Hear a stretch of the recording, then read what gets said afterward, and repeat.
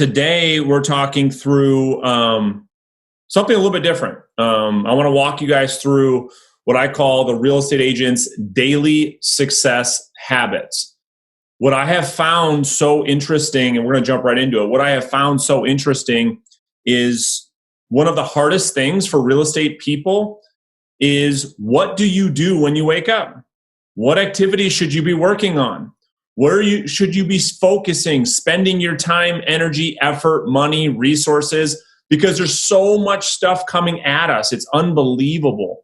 I think, I don't know why that is, but it just seems like real estate agents are a big target for people.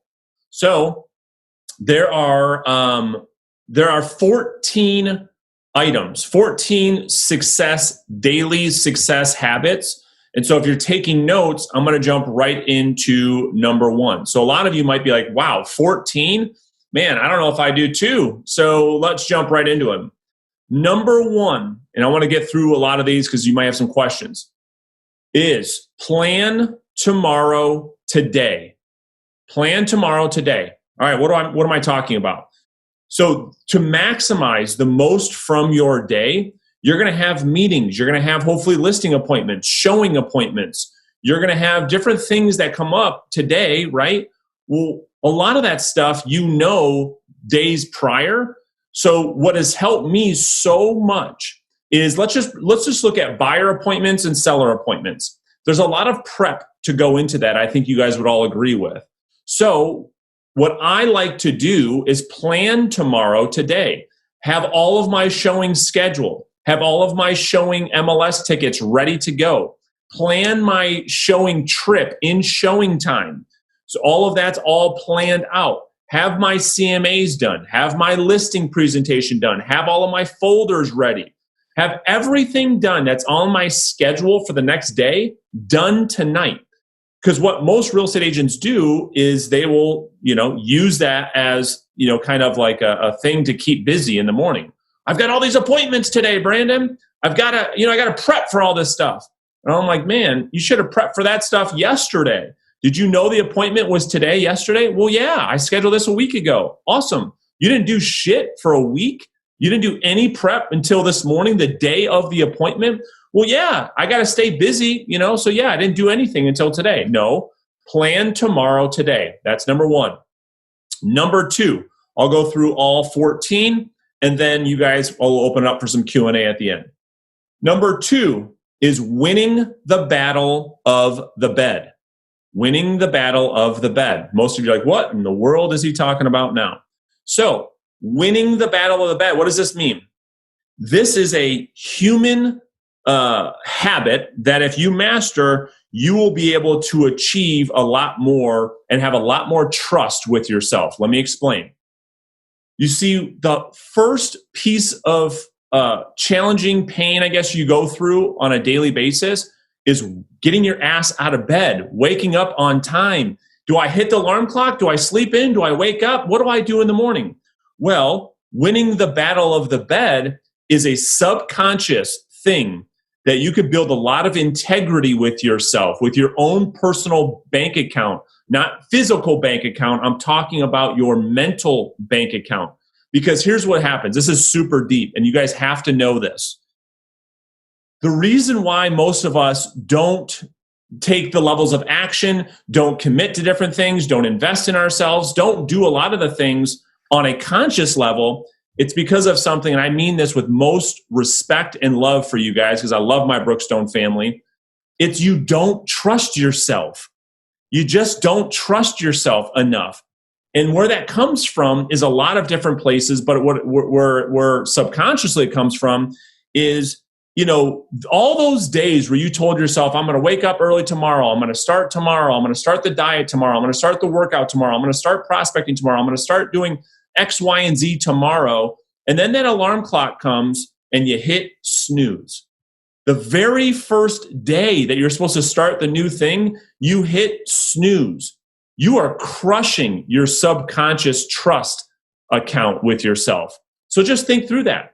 The way that you can win big in business is winning the inner game, winning the mindset battle. And we all have that opportunity every single morning. Do you wake up? Do you bounce out of bed? Or do you hit the snooze button? Nope, I'm going to be lazy today. I'm just going to watch some Netflix and just chill out. Well, if you look at the 1.9 million realtors, most are hitting snooze, all right?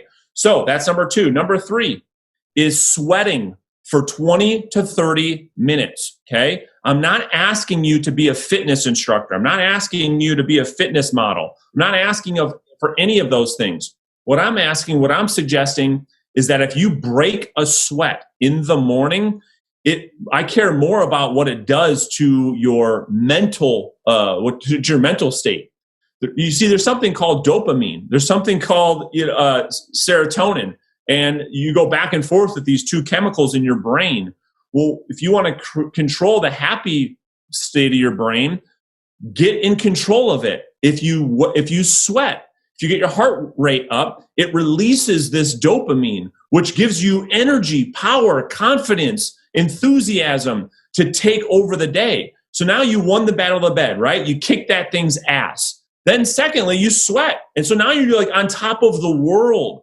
Imagine a world you started your day off with those two things. So sweat for 20 to 30 minutes a day. And I don't care what it is. If you're just walking, if you're crawling, I don't care what the thing is, again, I don't care about that.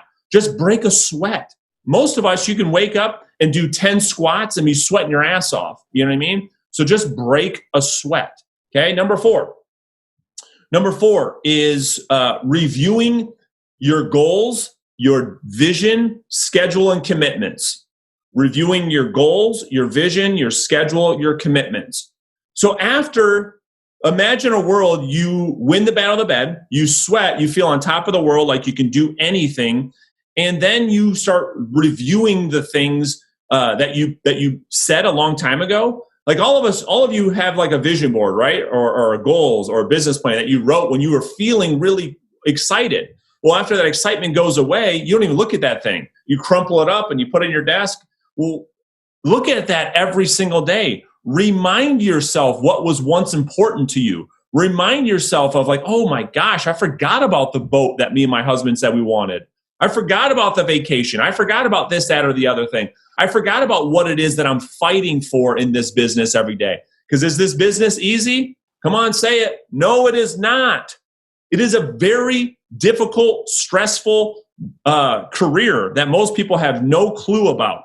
So review that vision. Go back to it on a daily basis, okay? Number 5, this is the hard one for all of you. Generate new business for 2 hours a day, Monday through Friday, okay? 10 hours a week, minimum. And this is where you have to play a little game with yourself called Let's Be Honest. If you guys look at your business and you say, I'm not happy, just look at that one thing.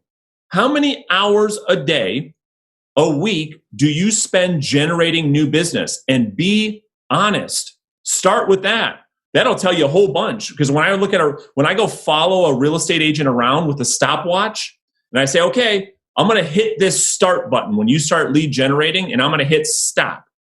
It's pretty scary what happens at the end of the week when I show their husband the report. And then the husband says, holy shit, Jill, I thought you actually worked. What the hell you been doing all week? It's pretty scary. So 2 hours a day, 10 hours a week minimum.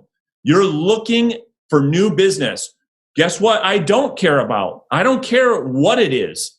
Open houses, internet leads, prospecting, calling your sphere, networking, social media posts, social media private messaging, Instagram DMs, DMing people that follow you. I don't care what the thing is, but you're spending 120 minutes a day looking for new business, okay? That's what number are we on? That's number 5. Number 6, after you spend 2 hours looking for new business, hunting for new business, that's your job, by the way, there's a little secret. Number 6 is to clean up your lead generation. What happens is you should be making a mess for those 2 hours, just going crazy, calling everybody, texting people, emailing people, hitting people up on DM on Instagram, sending mailers out, sending thank you cards out, following up with people from your networking event. You should be doing all of that for 2 hours. Well, what does that create? That creates notes and stickies and lead sheets and a mess for 2 hours. You should have it built into your schedule for 20 minutes to clean it all up. Get it inside your CRM. Send out the emails you said you were going to send out, sending out your resume, updating your database. So build it in your schedule. So daily habits, success habit number 6 is scheduling lead cleanup.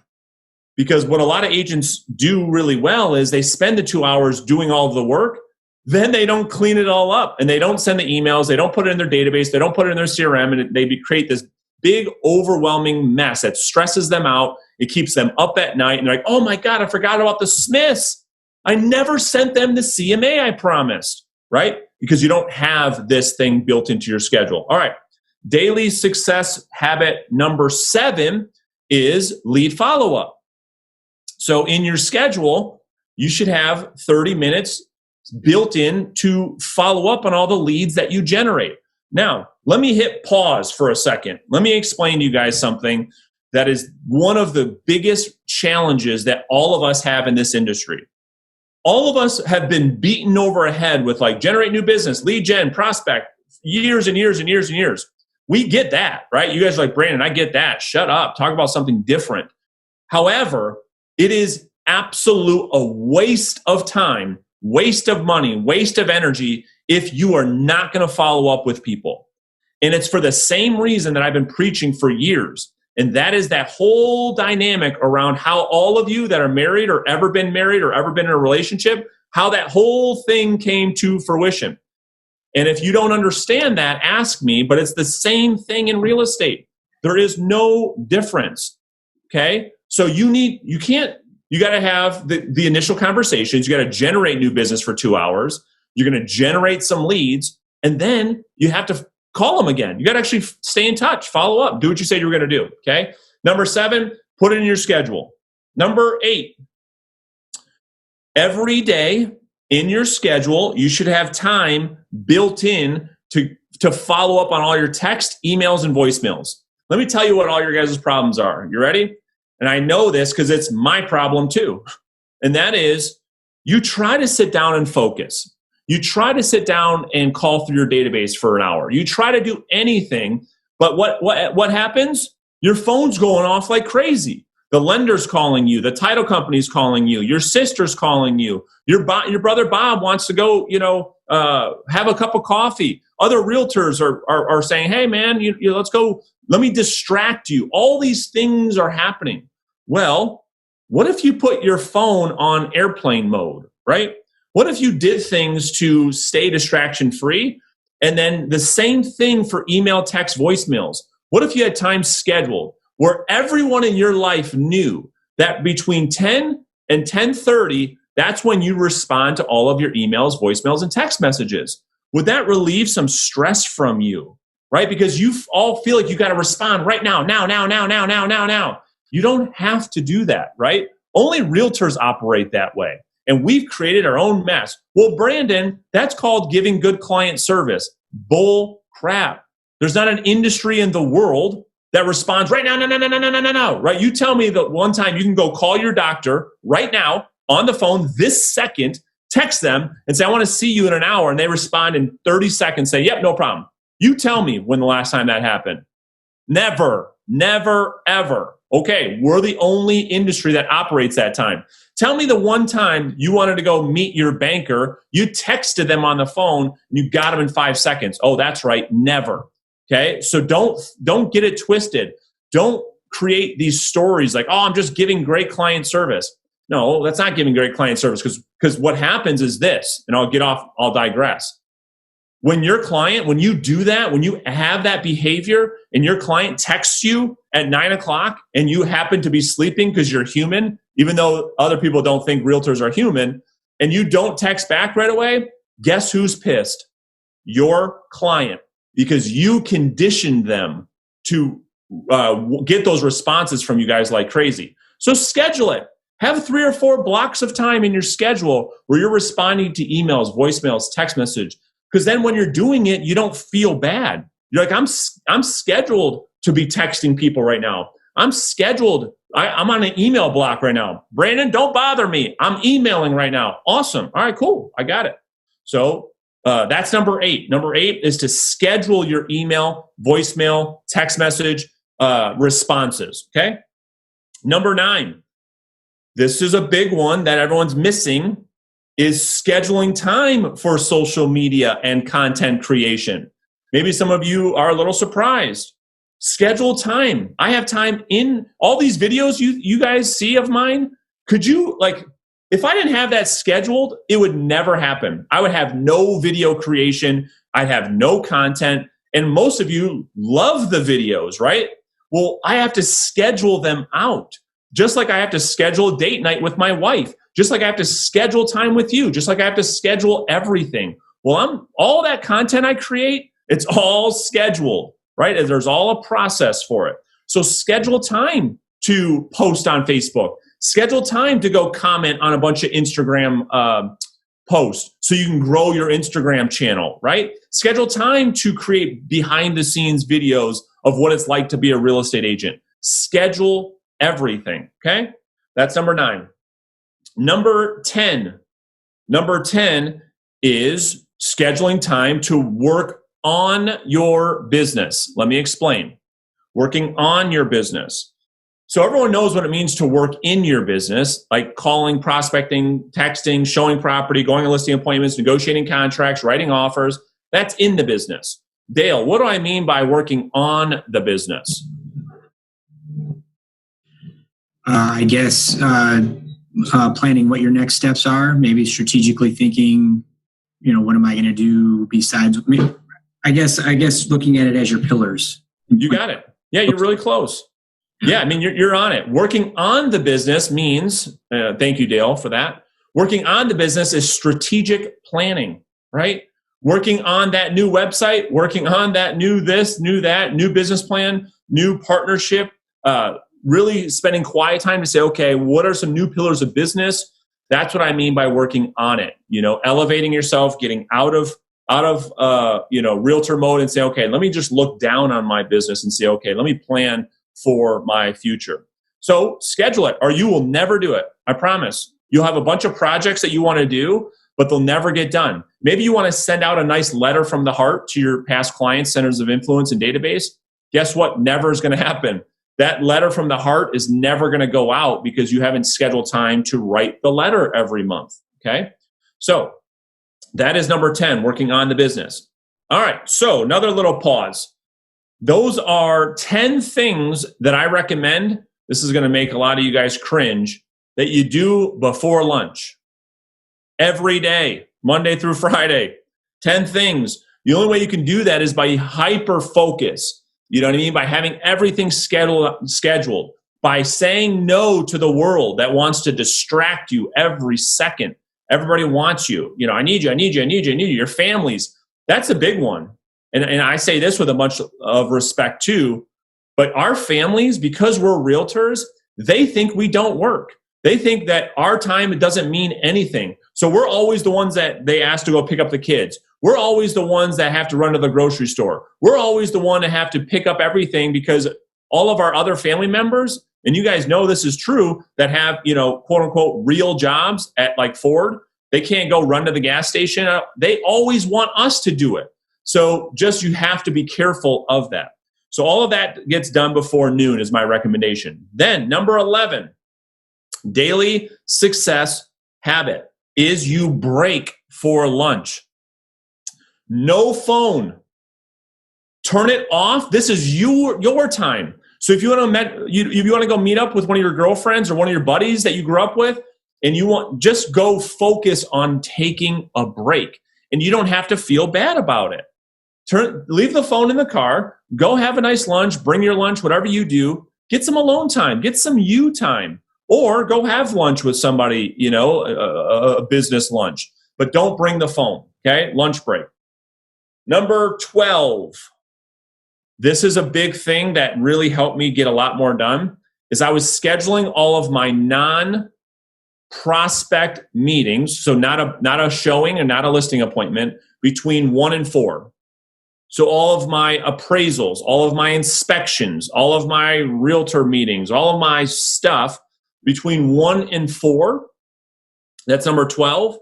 And then 13 is leaving my 4 to 7 for client and prospect meetings, showing property, going on listing appointments, things of that nature was from 4 to 7.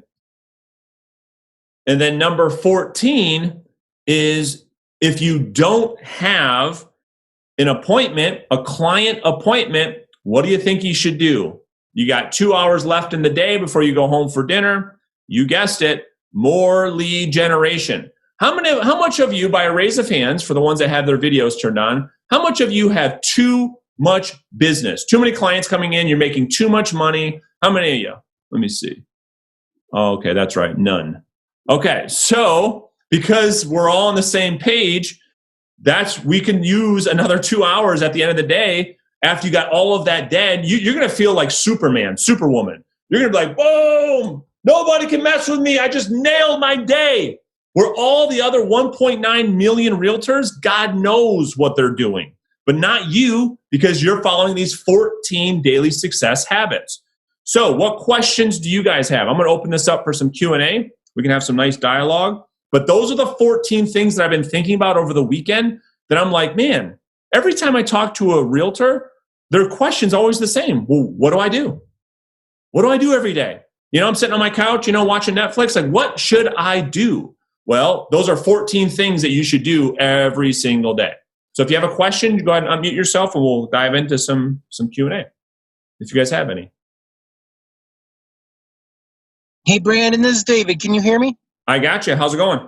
Good. So do you use like a VA hub to help you out, or have you ever used a VA hub? Give me some pointers on, getting the paperwork off my desk and just helping me with the load, right? Yeah. Yep. So yes and yes. So let me explain to you the what I believe there, David, is that a real estate agent, I believe, can get to 30 deals a year with no administrative help, 0 administrative help. Now, I know a lot of you are like, man, oh man, 30 deals seems like this monumental thing. It's about efficiency and focus and profitability. You know what I mean? And so I believe that every realtor can get to 25, 30 deals a year before they start looking at delegation. At which point, this is what I believe they should do. So for an agent that's listen, I'm careful because I talk to agents that have production levels all over the place.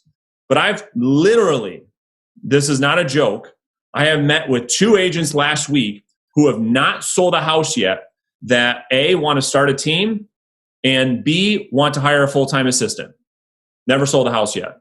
And so, yeah, I don't get it, but anyway, that's how it works. So once you're to that point, you can do a couple of things. I would prefer to keep the cost down instead of going virtual. So what David's talking about is hiring a virtual assistant like in the Philippines for $6 an hour or $5 an hour. I would either do one of 2 things. A is I would get a transaction coordinator so that every time you have a client in process, you're paying only if the deal closes a certain dollar amount, $200, $300, and they can help you through the transactional part, which should free your time up to go get more business. That's the first step I think an agent should take. Does that make sense, David? Yes, yeah. So here's the follow-up. Do we have a list of TCs to choose from? Am I missing that in our packet? We have one that works for Brookstone right now. I'm looking to interview more. So yeah, we're trying to do some of that in-house. It's $300 a file. She's elevating. She's doing more and more. So I've got to find another one. She's at pretty much full capacity already. So if you guys know of anybody, or maybe you're interested in earning some more money, let me know. But yes, we want to build our transaction coordinator team.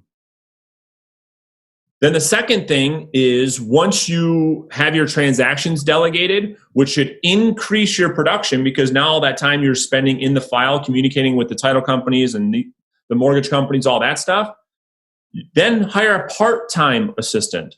Part-time. You don't have to go right from 0 to 40 hours a week. Start somebody 10 hours and have something specific for them to do, right? The worst thing that realtors do is they say, I need help. well, what do you need help with? I just need help with everything. I'm just overwhelmed. And then they bring on this assistant person. They don't properly train them. They don't have a plan. And then they say, oh, I'm just better off doing it myself. Because it's a lot of work bringing on an administrative person. There needs to be a lot of planning for that. So have a specific thing. Like, what are the task-oriented things that can just come right off your plate, that you could just pay somebody and they can just go away? As an example, maybe you start off delegating your email. Maybe you start off, you know where the best thing to delegate is? This is for everybody. Delegating your grocery shopping, your house cleaning, your cooking. It's the cheapest thing ever, and I'm being dead serious. If you did not have to shop, right, you could just make a list, pay somebody $25. They can go to Kroger and go do all that stuff. You know what I mean? And then have a house cleaner. Like, you're just saved yourself like 4, 5, 6 hours a week, right? So there's lots of different levels, but hire someone part-time. And then eventually when you get to 30, 40 deals a year, you could bring somebody on full-time. That'd be my recommendation. Thank you. No problem. Cool. All right. Any other comments, questions, thoughts on these 14 principles? It makes sense to everybody? Awesome. Cool. I'll post this recording back in the Facebook group so you guys can watch it over and over again, but I'm hoping it helped and maybe open your eyes. 6068.